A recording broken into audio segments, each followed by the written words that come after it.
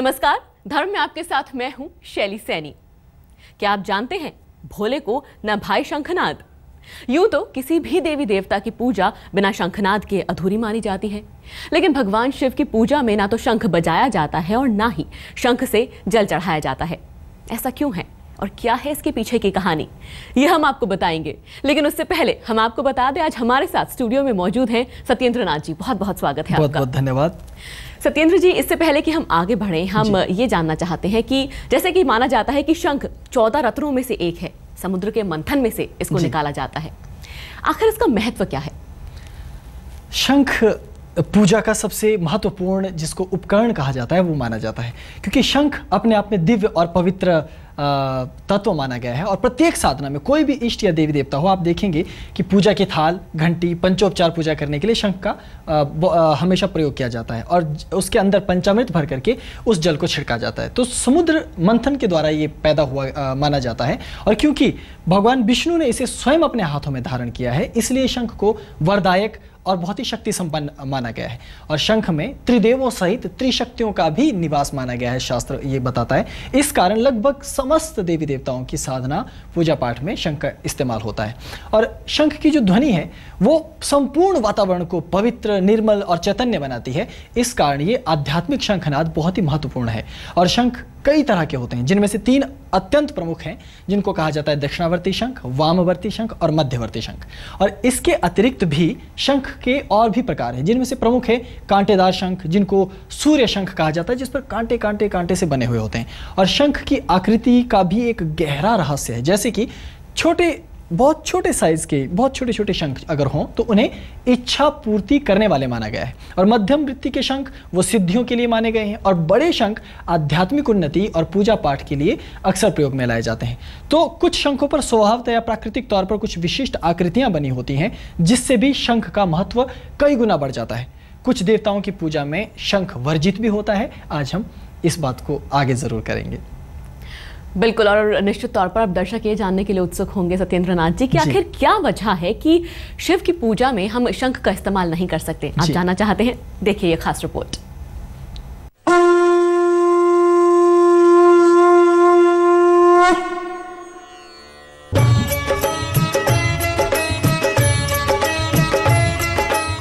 शंख, जिसके बिना कोई भी पूजा, कोई भी हवन यज्ञ अधूरा माना जाता है, जिसकी महिमा के बारे में धार्मिक ग्रंथों में भी बढ़ चढ़कर लिखा गया है, क्योंकि किसी भी पूजा में शंख बजाने की परंपरा प्राचीन काल से चली आ रही है।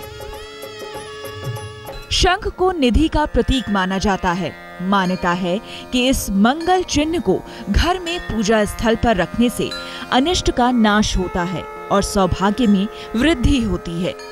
शंख बजाने से भूत प्रेत, अज्ञान, रोग, दुराचार, पाप, दूषित विचार और गरीबी का नाश होता है। कहते हैं कि अगर शंख में जल भरकर भगवान का अभिषेक कर दिया जाए तो देवता शीघ्र प्रसन्न हो जाते हैं। भगवान विष्णु को शंख बहुत ही प्रिय है।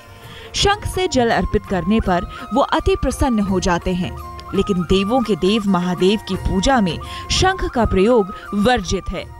भगवान शिव की पूजा में शंख का प्रयोग नहीं होता। इनका शंख से ना तो जलाभिषेक किया जाता है और ना ही इनकी पूजा में शंख बजाया जाता है।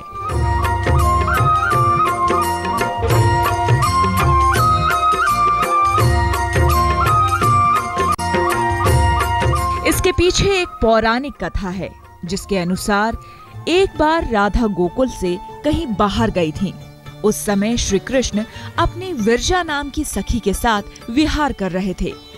संयोगवश राधा वहां आ गई। विरजा के साथ कृष्ण को देखकर राधा क्रोधित हो गई और कृष्ण एवं विरजा को भला बुरा कहने लगी। लज्जावश विरजा नदी बनकर बहने लगी। कृष्ण के प्रति राधा के क्रोध को देखकर कृष्ण के मित्र सुदामा आवेश में आ गए और भगवान कृष्ण का पक्ष लेते हुए राधा से आवेशपूर्ण शब्दों में बात करने लगे। सुदामा के इस व्यवहार को देखकर राधा नाराज हो गईं। राधा ने सुदामा को दानव रूप में जन्म लेने का श्राप दे दिया। क्रोध में भरे हुए सुदामा ने भी हित अहित का विचार किए बिना राधा को मनुष्य योनि में जन्म लेने का श्राप दे दिया। राधा के शाप से सुदामा शंखचूर्ण नाम का दानव बना, जिसने दंभ नामक राक्षस के घर जन्म लिया। दंभ ने भगवान विष्णु की तपस्या कर शंखचूर्ण को पुत्र रूप में पाया था। वरदानी होने के कारण शक्तिशाली शंखचूर्ण अपने बल के घमंड में तीनों लोकों का स्वामी बन बैठा। साधु संतों को सताने लगा। इससे नाराज होकर भगवान शिव ने शंखचूर्ण का वध कर दिया। चूंकि शंखचूर्ण भगवान विष्णु और देवी लक्ष्मी का भक्त था, भगवान विष्णु ने इसकी हड्डियों से शंख का निर्माण किया। इसलिए विष्णु एवं अन्य देवी देवताओं को शंख से जल अर्पित किया जाता है। लेकिन शिव जी ने शंखचूर्ण का वध किया था और यही वजह है कि शंख भगवान शिव की पूजा में वर्जित माना गया। लेकिन अन्य देवताओं की पूजा शंख बिना अधूरी मानी जाती है। इतना ही नहीं, अलग अलग देवी देवताओं की पूजा में अलग अलग तरह के व अलग अलग आकार के शंख का प्रयोग बेहद महत्वपूर्ण होता है। तो किस शंख से आपको किस देवी देवता का मिलेगा आशीर्वाद और आपकी कौन सी इच्छा पूरी हो जाएगी, आज जानने के लिए बने रहिए हमारे साथ। आज तक ब्यूरो।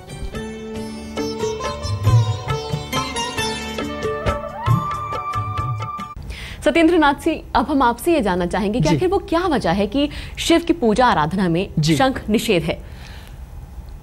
सर्वप्रथम तो मैंने जैसे बताया कि 3 क्रमों के शंख होते हैं, तो इसमें से एक जो क्रम का शंख है जिसे मध्यवर्ती क्रम कहा जाता है। तो मध्यवर्ती क्रम के जितने भी शंख हैं, लगभग सभी छोटे बड़े मध्यम, उनका भगवान शिव की पूजा में प्रयोग बिल्कुल नहीं होता, क्योंकि इसके पीछे शंखचूड़ दैत्य की कथा है। क्योंकि शंखचूड़ दैत्य जो है वो इस शंख के मध्य में निवास करते थे, तो इस कारण से मध्यवर्ती शंख जो है वो नहीं चढ़ाया जाता और शंखचूड़ का वध भगवान शंकर ने स्वयं किया। तो शिव के सौम्य स्वरूपों की पूजा में आप केवल सूर्य शंख इत्यादि का भी निषेध माना गया। एक तो मध्यवर्ती शंख ना लें और दूसरा कांटेदार सूर्य शंख भी आपको नहीं लेना है। और तीसरी बात कि एक शंख और भी है जिसे रंगीन शंख कहा जाता है, उस पर जानबूझ करके रंग लगा करके उसे विशिष्ट प्रकार से बनाया जाता है, वो भी भगवान शिव की पूजा में पूर्णतया वर्जित है। इनको ना तो स्थापित किया जाता है और ना ही इन्हें बजाया जाता है। और शंख यदि खंडित भी होता है, उसमें छेद किया जाता है या कहीं से उसमें कोई आकृति बनाई जाती है, तो उसे भी देवी देवताओं की पूजा में आपको प्रयोग में नहीं लाना चाहिए। और यदि वामवर्ती शंख या दक्षिणावर्ती शंख से शिवलिंग की आप पूजा कर रहे हैं, तो भी आपको इस बात का ख्याल रखना चाहिए कि इन शंखों को कभी भी शिवलिंग के नीचे जो जलहरी बनी होती है, जलहरी वाले हिस्से पर कभी भी रखना नहीं चाहिए, स्थापित आपको नहीं करना चाहिए। तो शंख को शिव भगवान के जो विग्रह है उसके या तो दाईं ओर अथवा बाईं ओर आप उसको स्थापित करें, लेकिन मध्य में कभी भी किसी भी शंख को स्थापित नहीं किया जाता। इन चीज़ों का हमें ध्यान रखना चाहिए। यूँ तो भोलेनाथ बड़ी जल्दी प्रसन्न हो जाते हैं, लेकिन शायद शंख की पूजा नहीं करनी चाहिए, और क्यों नहीं करनी चाहिए वो आपने हमें अच्छे से बताया। लेकिन आपसे ये जानना चाहेंगे कि दक्षिणावर्ती शंख जो है उसका क्या महत्व है। दक्षिणावर्ती शंख को अत्यंत दुर्लभ, चमत्कारिक और उन्नति देने वाला, अर्थात धन धान्य यश मान समृद्धि देने वाला शंख और पवित्र शंख माना गया है। ये शंख माता लक्ष्मी जी के साथ पैदा हुआ एक महारत्न है। जब समुद्र मंथन हुआ था उसी समय ये भी पैदा हुआ है, इसलिए इन्हें लक्ष्मी का भ्राता सहोदर भी माना जाता है। इसलिए ये धन धान्य देने का अचूक प्रयोग माना गया और सभी शास्त्रों में इसका विवरण आपको बृहद तौर पर मिलता है। घर में यदि दक्षिणावर्ती शंख आप स्थापित करें तो वास्तुजनित सभी दोषों का नाश होता है। दक्षिणावर्ती शंख का विधिवत पंचोपचार पूजा करके उसमें यदि आप पंचामृत भरकर रखते हैं तो उसे अत्यंत श्रेष्ठ माना जाता है। और पूजा के बाद दक्षिणावर्ती शंख को लाल रंग के एक जालीदार वस्त्र से हमेशा ढककर रखना चाहिए। और आपका मंत्र है ओम आम ह्रीम क्रौम रम थम नम होम। ओम आम ह्रीम क्रौम रम थम नम होम स्वाहा। इस प्रकार से 4 माला का आपको मंत्र जाप करना है और दक्षिणावर्ती शंख के सामने लाल रंग का आसन बिछाएं, उस पर बैठ जाएं और रुद्राक्ष की माला से इस मंत्र का आप जाप कीजिए। और जब मंत्र जाप पूर्ण हो जाता है और जब आप मंत्र जाप कर रहे हो तो उस समय मुख पूर्व दिशा की ओर रखें अथवा उत्तर दिशा की ओर, ये जरूरी है। और उसके बाद जब मंत्र जाप पूर्ण हो जाए तो दक्षिणावर्ती शंख पर पुष्पों की माला और कुछ इत्र आपको छिड़कना चाहिए। फिर मेवों का प्रसाद अर्पित कीजिए। इससे आपको अपार धन लाभ मिलेगा और देवी महालक्ष्मी की कृपा आपको प्राप्त होगी। सत्येंद्र नाथ जी, आपसे अब जानना चाहेंगे वामावर्ती शंख, इसका क्या महत्व है और किस तरह की सुख प्राप्ति इससे होती है। वामवर्ती शंख का मतलब है जिसका मुख बाईं तरफ को खोलता है। और वामवर्ती शंख सभी देवी देवताओं की उपासना के लिए श्रेष्ठ शंख माना जाता है, इसलिए लगभग सभी मंदिरों में आप इस शंख को देखते हैं। ये शंख मध्यम आकार का यदि होता है तो ये अत्यंत शीघ्र फल देने वाला होता है, इसीलिए इसे मध्यम आकृति का ही घर में स्थापित करना चाहिए और मंदिर में भी। और घर में वामवर्ती शंख की यदि आप स्थापना करते हैं, उसे स्थापित करते हैं तो शास्त्र के अनुसार समस्त रोगों का नाश होता है और जातक को दीर्घ आयु की प्राप्ति होती है। वामवर्ती शंख की विधिवत पंचोपचार पूजा करनी चाहिए और जब उसकी पूजा हो जाए तो उसे खाली ना रख करके उसे उल्टा करके उसमें पंचमेवा अथवा सिंदूर भर कर रखना चाहिए। तो पूजा के बाद वामवर्ती शंख को भगवे रंग के वस्त्र से आप ढक दें और फिर मंत्र का जाप करें। मंत्र है ओम भूभुवस्व रम नम हुम स्वाहा। ओम भूभुवस्व रम थम नम हुम स्वाहा। तो 5 माला का जाप आपको करना होगा और वामवर्ती जो शंख है उसके सामने नीले रंग का अपना आसन बिछा लीजिए, उस पर बैठ जाइए और रुद्राक्ष की माला से मंत्र का जाप कीजिए। मंत्र जाप करते हुए अपना मुख पश्चिम दिशा की ओर रखें और वामवर्ती शंख पर पुष्पों की माला, केसर और फल का प्रसाद इत्यादि अर्पित करना चाहिए। इससे घर में सुख शांति चिरस्थायी स्थापित होती है और उन्नति अवश्य प्राप्त होती है। अब मध्यवर्ती शंख, इसके बारे में हम आपसे जानना चाहेंगे। मध्यवर्ती शंख महालक्ष्मी और साथ साथ भगवान विष्णु जी का प्रिय शंख माना जाता है और मध्यवर्ती शंख वो इसलिए मध्यवर्ती कहते हैं क्योंकि वो मध्य की तरफ से खुलता है। तो शंख का जितना आकार बड़ा होता है उससे उसके गुण अत्यंत शीघ्र आपको प्राप्त होते हैं। तो घर में मध्यवर्ती शंख स्थापित करने से आपकी समस्त जो गोपनीय मनोकामनाएं हैं वो भी पूर्ण होती है, स्थायी संपत्ति की प्राप्ति होती है और मध्यवर्ती शंख की विधिवत आपको पंचोपचार पूजा करनी चाहिए और उसे रंगे हुए लाल रंग के अक्षतों से भर कर रखना चाहिए। और पूजा करने के बाद मध्यवर्ती शंख को आप पीले रंग के वस्त्र से ढक दें। ओम ह्रौम जूम सा रम थम नम हुम स्वाहा। ओम ह्रौम जूम सा रम थम नम हुम स्वाहा। मंत्र जरा सा जटिल है लेकिन इसी प्रकार 4 माला का आप जाप करें और मध्यवर्ती शंख के सामने काले रंग के आसन पर बैठकर रुद्राक्ष माला से मंत्र का आपको जाप करना है। और मंत्र जाप करते हुए अपना मुख दक्षिण दिशा की ओर ही रखें और मध्यवर्ती शंख पर पुष्पों की माला अर्पित करने के बाद 3 मीठे पान अर्पित करने और फलों का प्रसाद अर्पित करें। स्थायी संपत्ति आपको मिलेगी और समस्त दुर्भाग्यों का नाश होगा।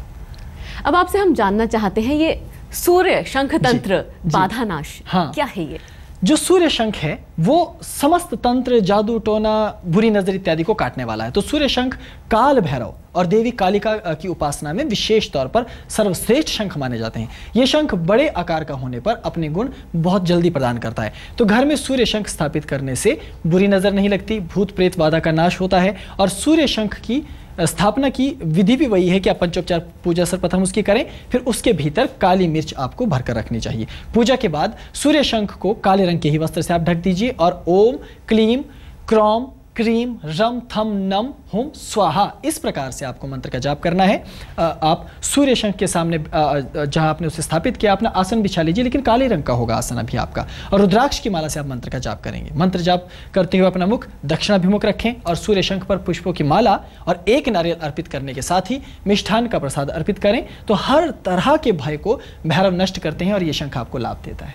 ऐसा कौन सा शंख है जिसके इस्तेमाल से विवाह जल्दी हो जाए? जी, मादा शंख कहा जाता है। मादा शंख का तात्पर्य ऐसा शंख जिसके भीतर छेद नहीं होता, अर्थात आप उसको फूंककर शंखनाद नहीं कर सकते, ऐसे शंख को मादा शंख कहा जाता है। और मादा शंख माँ पार्वती जी और देवी रति की उपासना में सर्वश्रेष्ठ शंख माना गया है। और यह शंख मध्यम आकृति का, मध्यम आकार का होने पर अपने गुण अत्यंत शीघ्र आपको प्रदान करेगा। तो घर में मादा शंख स्थापित करने से प्रेम संबंध मधुर होते हैं, शीघ्र विवाह का योग बनता है। और मादा शंख की भी विधिवत पंचोपचार पूजा करनी चाहिए, धूप दीप अक्षत नैवेद्य इत्यादि, उसको हमेशा पुष्प की पंखुड़ियों से ही भरकर रखना चाहिए। और पूजा के बाद मादा शंख को गुलाबी रंग के वस्त्र से आप ढक दें। ओम ह्रीम ह्रीम ह्रीम रम थम नम हुम स्वाहा इस प्रकार से आपको 7 माला का मंत्र जाप करना है। और मादा शंख के सम्मुख पीले रंग का आसन बिछाइए और उस पर बैठकर रुद्राक्ष की माला से मंत्र का जाप कीजिए। मंत्र जाप करते हुए अपना मुख उत्तर दिशा की ओर ही आपको रखना है और मादा शंख पर पुष्पों की माला चढ़ाएं और सिंदूर अर्पित करें। पेठे का प्रसाद विशेष तौर पर अर्पित करने से शीघ्र विवाह होता है और प्रेम में आपको अवश्य सफलता प्राप्त होती है। चलिए, इस तमाम जानकारी के लिए और आपके अपने समय के लिए बहुत बहुत शुक्रिया। हमारी धन्यवाद। खास पेशकश में बस इतना ही, लेकिन खबरों का सिलसिला जारी है। आप बने रहिए आज तक के साथ।